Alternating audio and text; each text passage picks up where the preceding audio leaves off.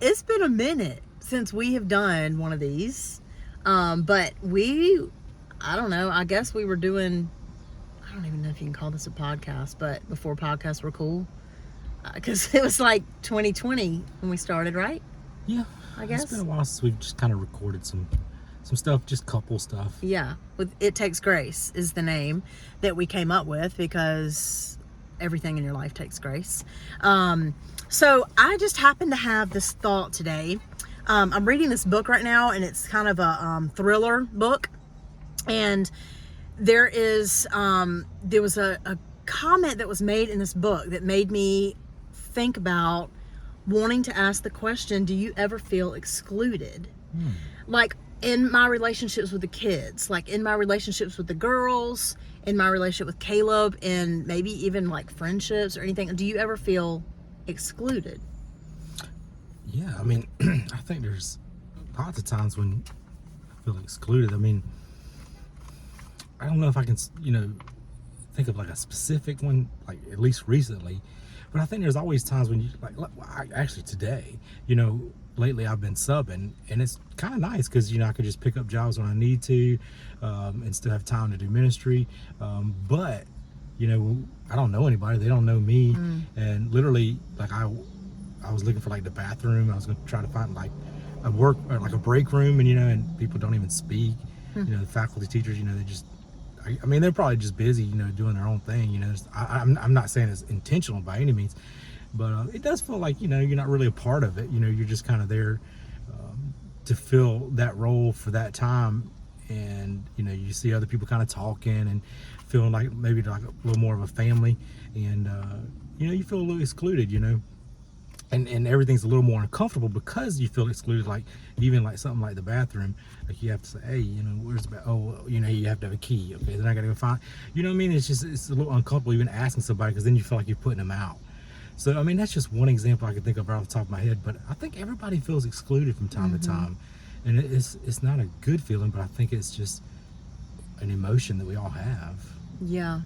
So in this book, this guy, the main character, he's a cop and he's divorced, but very much in love with his ex-wife still. And they have a 12-year-old little girl together. And he has met someone that he's literally been on like one lunch date with, but he invites her to come to the movie with him and his daughter. And there's a couple scenes in the movie where like the daughter and the whatever she is, girlfriend, his date, whatever, they kind of look at each other, like a girl moment is how he describes it. And he says, I'm left thinking I want them to get along, but I don't want to feel excluded. And so that just made me think and so then we had this situation today after I'd read that book, that chapter, where the dog went out and like rolled in something outside.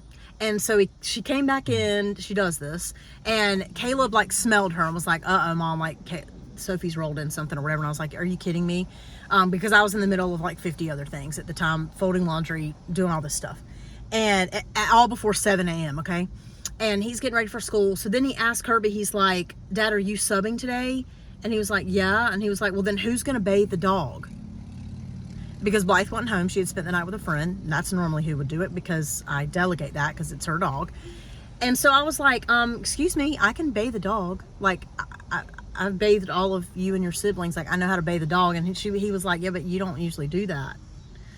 And so, like, I felt that for a moment. I thought, seriously, does my son not think I can bathe the dog? Now, later on this afternoon, he did come back and say, Mama, you took that wrong. I didn't mean that like you couldn't bathe the dog. I just meant like, and so I was like, okay, I understand. He's 12. Like, he doesn't understand that the idea of delegation, you know what I mean? The idea that really the dog is Blythe's responsibility. So as much as she can do with the dog because it's her pet, she asked for it, I'm trying to teach her responsibility, all those kind of things, I delegate that to her, right?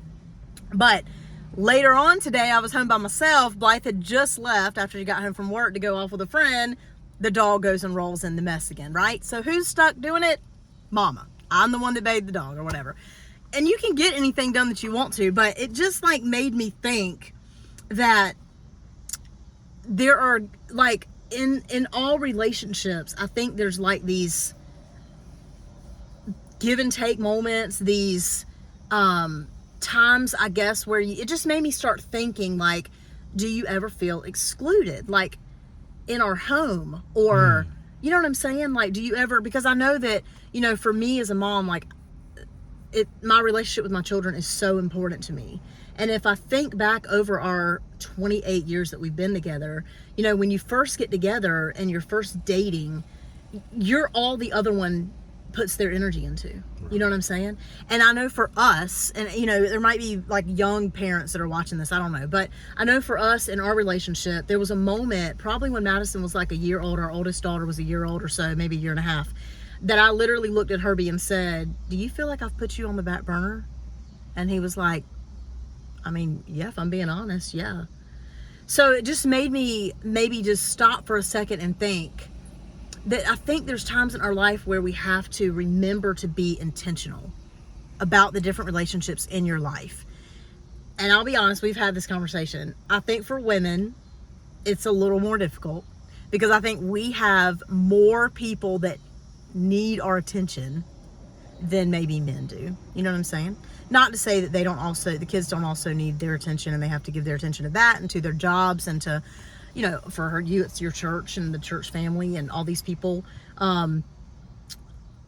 But do you think that's a fair statement that, like, it could easily, people could feel excluded even like in a home setting? Absolutely. I mean, there's all kind of dynamics. I think our kids feel that way. Sometimes Yeah, I look at them at the me table too. and I can tell they feel like they're, you know, because some people are more dominant, and depending on the topic you're talking about, you may or may not have anything to contribute. True.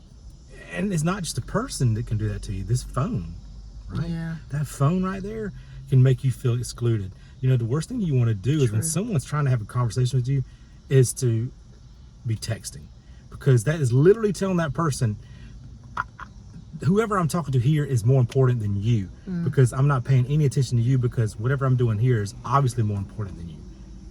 That's horrible, right? So you know, it's not just a person that can make you feel excluded. It's you know, you just have to, and like even at something, I mentioned that only because when I was at the high school, when people would sub, you know, I would try to, you know, there was a guy next door and I'd say, you need any help? Because I know that they feel like they're less than sometimes.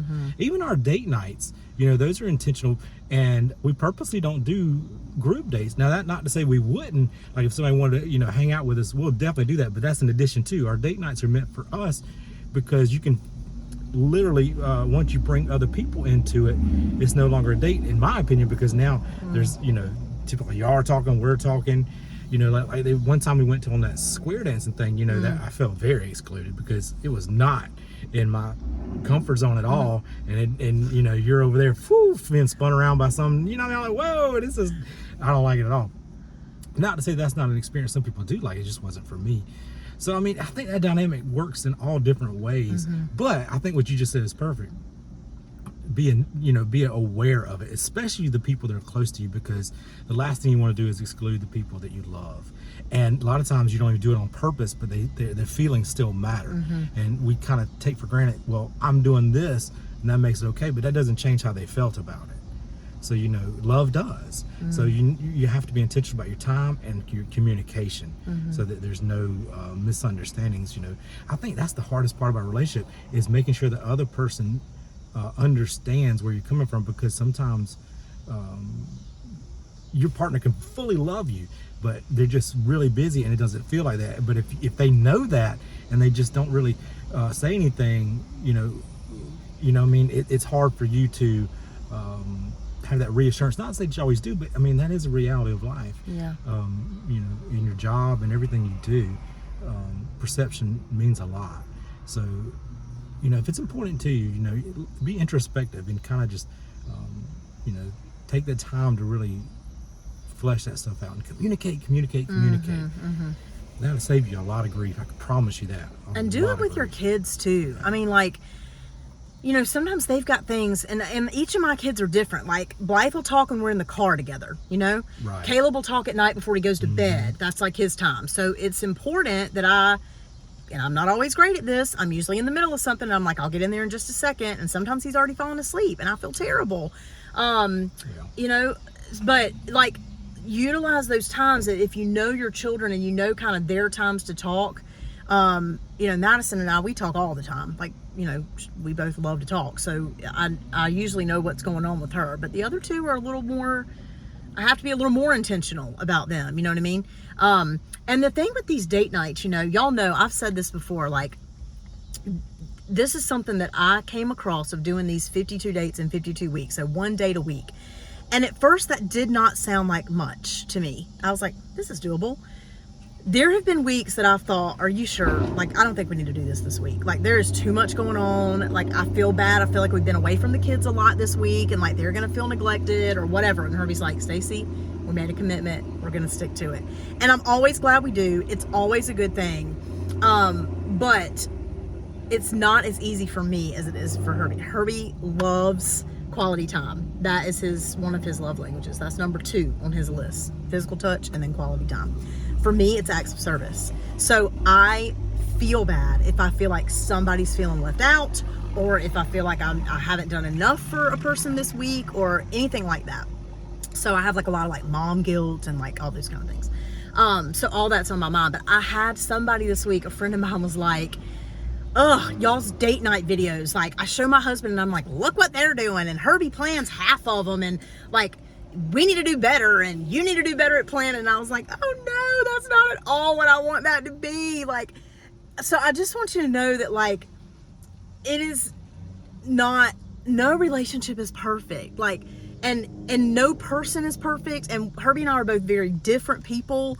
And this is something that just we decided would be a good thing to, because our lives are so busy and full and chaotic sometimes, and we have so many things going on with the church and our jobs and kids and all that, that we needed to be intentional, and it just seemed like a cool thing to try to do.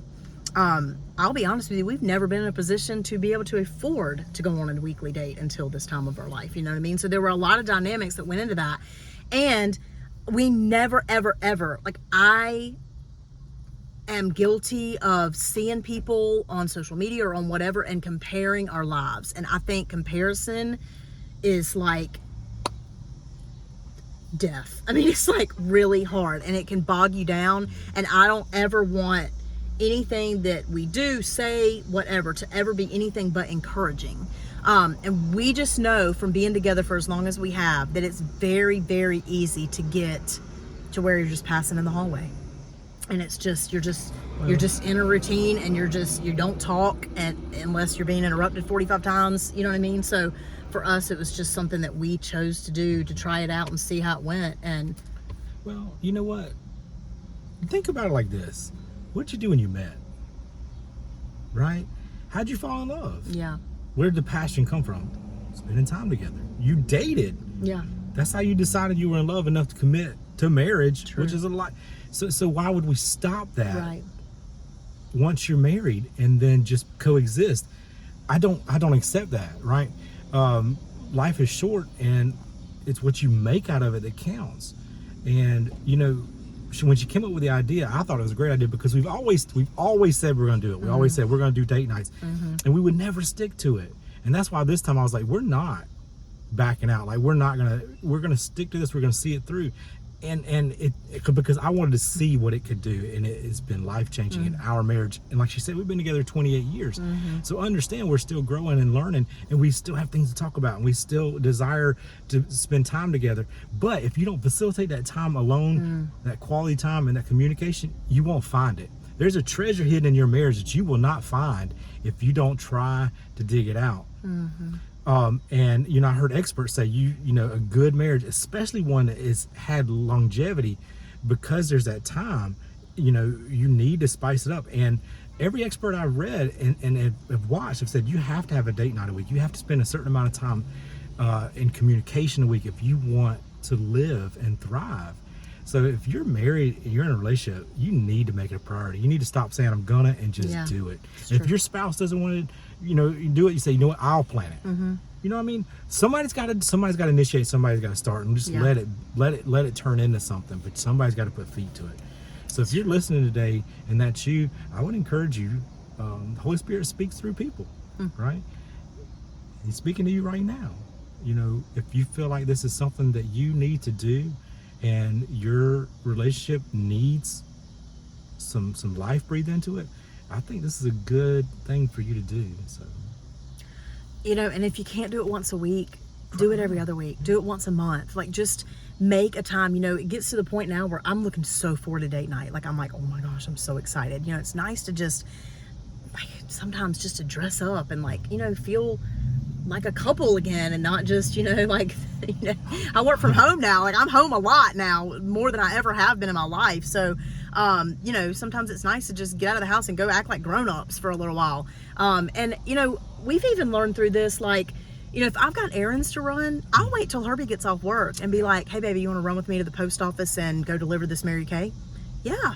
So we just ride in the car together. You know what I mean? Like, our kids, need some downtime too. So they'll go home and, like, be doing homework. And it's literally 30 minutes or so, but it's 30 minutes of quality time that we have together to talk about our day. Yesterday, I was in, like, a bad mood, and it was because all these things had happened throughout the day, and I had not had a chance to, like, verbalize them to anybody. And, like, we got home from church and just sat in the driveway for like 20 minutes and just talked about all that stuff. And I literally felt like everything had been lifted off of me. Like, it was so helpful just to, like, get that out to my husband, to my best friend, the person that I love, that listens to me the best. And he just sat there and listened. And then, like, I just felt so much better, so much freer. Yeah. And it was good. We have to put this out there too. We TikTok our dates because we enjoy them and we just like sharing them. But if you've noticed, there's not TikToks for all of them because we don't always have a lot. It's hard to find stuff to do sometimes. We've gone to the park twice. One night we went out and got ice cream. One night I put together like a little dessert outside, and I put up the little picnic table and wrapped some lights around the umbrella, and we just sat outside and talked. So, I mean, they're not always expensive. They're not always extravagant. Right. That being said, I really do enjoy planning, and that might be why it seems that way, to people, because I actually really enjoy it, because, like she said, we both look forward to it. And I think that's kind of cool too, when you see things grow like that, when you put effort into them. So, and we found all these cool places in Columbia, this place we've lived our whole lives, Still places we finding never cool knew stuff. existed. Yeah, we still are. Facebook is so great to literally just go to events and hit local, and it'll show you all these local events in your hometown or surrounding areas, or whatever you can put in wherever you want to go. You find all kinds of cool things like that. I never knew my husband would like to do like a paint and pour. Like, I would have never thought he would have. And he's like, I would love to do that. I'm like, seriously? It's just it's been really cool to be intentional about it, and to think about that other person and think about what would he like, Right, do that too. That's been cool. It's okay to, if you really want to do something, but try to think about what, especially since we're taking turns, I always try to think, well, what would she like? I'm not going to take her to some kung fu place, right? She's not like that. So I would go though. Yeah, it's about to rain on us. But we've probably talked a lot, but we just really want to help. And that's what we're kind of, when we do these kind of things, we're really just, and that's what we talked about last night at church. We spent so much time just sitting here just talking, like, how can we help people? Because the more you talk to people, the more you realize that they are dealing with some of the same things. Sometimes you need some empathy, sometimes you need a shoulder, sometimes you need advice. And, we'd like to be that for, if we can help you, we'd like to help you. We're busy people, but we would love to answer your questions, at least on this, whatever ways we can. Because we definitely have done that over the years. We look for a lot of things. We do that a lot, actually. We look at a lot of, relationship studies and different things like that. We're always looking for fun things. Be careful with that too, because you don't want ones that are going to be condemning or that are like negative towards one or the other person. Like, a lot of them bash men, and that's not cool. So you do have to be careful about the resources, and seek God's wisdom in that, because there have been certain things that we've started and we've been like, nope, this is not fruitful. This isn't building up. This is tearing down. And you know how you can tell right away if it's not fruitful? If it starts an argument. True. It's not fruitful. That's true. Conversation is one thing. Argument is another. That's true. Yeah. So if it allows you, like, we do these things where we've got these little cards that are like conversation starters, and sometimes Herbie will bring those. Sometimes there's some things that are like questions that we can ask each other, and you can Google this stuff, y'all. You can literally Google it, like questions to ask your husband, questions to ask your wife, you know what I mean? And sometimes, like, we learn some things about each other. We've been together for so long, we still learn things about each other that we didn't know. I didn't mean to even phrase that. I wouldn't even look for Christian material. I know that sounds harsh coming from a pastor, but it is very difficult to wade through the junk. It is. It is junk. And I know people are like, what are you talking about? I'm telling you, there's a lot of stuff out there that is just junk, and it will cause more problems, I believe, than it actually helps. Yeah. And if you're looking for something to try to show your spouse where they're screwing up, y'all, you're going down the wrong path. Like, that's not going to end well. So that's one thing that I have truly learned, like, just in the last couple years, is I'm not responsible for what Herbie does. I'm responsible for what Stacy does. I'm responsible for my actions. I'm responsible for what I say. I am not perfect by any means. I flippantly say things. I frustratingly say things out of anger. Like, please don't think that I am a model for any of that. But I have learned, like, I look for ways to improve or enhance me. You know what I mean? I've read a great book that I've read just this year is Grace for the Contemplative Parent. And it's very short, but it was so full of wisdom from a mama. I'm a mama, you know what I mean? Herbie might not have gotten anything out of that book. It was life-giving for me. So, you know, I encourage you not to always be trying to change your partner or your spouse, but just, you know, worry about you and make the changes for you. You know, he said that he just told me today that, like, long ago in our marriage, before we ever had Caleb, so at least 12, 13 years ago, we had kind of gotten a stale time in our marriage. And he decided, you know what? I'm just going to be intentional about telling Stacy I love her, or showing her ways that I love her. It doesn't matter how she responds. It doesn't matter her thoughts. I'm just going to be responsible for doing that. And it changed our marriage. It changed our marriage. My tattoo is literally because Herbie has shown me the love of Christ and loved me the way no other person in this world has loved me. And that's how, like, he is the epitome of love does. He's very intentional about it. And it just makes me fall more in love with him all the time because he loves me so well and makes me want to do better. You know what I mean? Because I'll just be honest with you. Like, I love to love others, but I'm not always the best at loving him. Like, I have to work harder at that than I do at, like, dude, I will take you a meal. I will love on you and your babies. I will babysit your kids. I will, like, put notes in your thing. I will bring gifts to your house, like, all that. I love doing all that. Hospitality is something I absolutely love. But I have to work harder about being intentional and loving my husband the way he needs to be loved. I'll just admit that. Do you even know that? But I did read this, and we can end with this. You know, when we were talking about feeling excluded and things like that, Paul writes in Corinthians, we are the body of Christ, and each one of us is a part of it. So if you ever feel excluded or anything like that, just know that you have a plan and a purpose. You were placed on this earth for a plan and a purpose. Sometimes people don't always realize what it is, but I really believe that if you're on this earth, you are made to love others, to be loved, to enjoy this beautiful life that you've been given. And that's going to look different for every single person, but we all are an integral part of the life that we're living, of the body that you're around, your village. You know what I mean? You serve a purpose that no one else can serve. You have influence over people that no one else has influence over. And God appointed you and put you in that place. So you matter. You are so important, you know, and so special. Sounds good. So we love you. God loves you. It takes grace. Mm-hmm. It takes grace. This life takes a lot of grace. All right. We'll talk to you again soon. Let us know if there's a topic you want us to cover, questions you may have. You can private message them if you don't want to put it underneath this in a public message. That's cool. Private message us. But we would love to continue to do this, be a little more intentional about it since we've kind of slacked off on it. But we love y'all, and we'll talk to you again soon. It takes grace. Bye.